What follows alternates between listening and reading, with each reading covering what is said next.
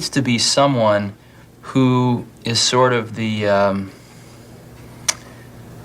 keeper and reiterator of the vision, because there's just a ton of work to do, and a lot of times, you know, when you have to walk 1,000 miles and you take the first step, it looks like a long ways, and it really helps if there's someone there saying, well, we're one step closer. You know, the goal definitely exists. It's not just a mirage out there.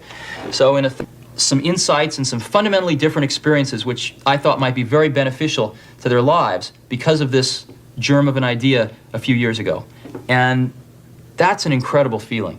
To know that you had something to do with it, A, and B, to know it can be done. To know that you can plant something in the world and it'll grow and change the world ever so slightly. Whether Next can be a viable business is something only time will tell. But Steve Jobs' passionate commitment to his vision is clear. Well, my first saying is that the honeymoon is over.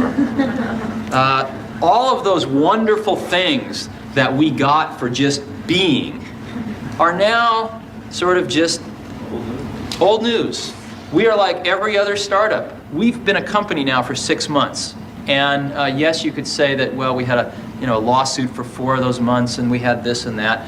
But the bottom line is the world doesn't really care. What the world cares about is what we produce. We've been a startup for 6 months. We've been spending money like we've been a startup for 6 months. And in some areas, we've really produced a lot.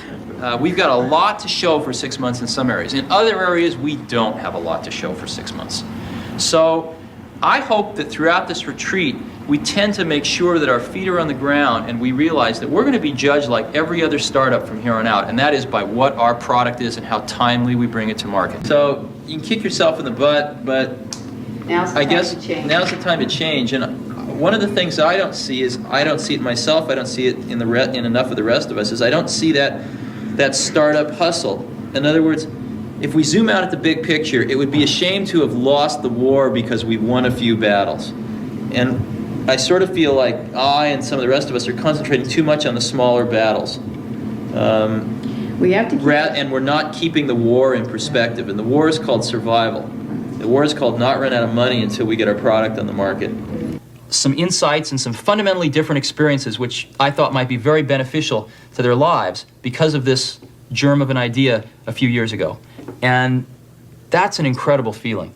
To know that you had something to do with it, A, and B, to know it can be done. To know that you can plant something in the world and it'll grow.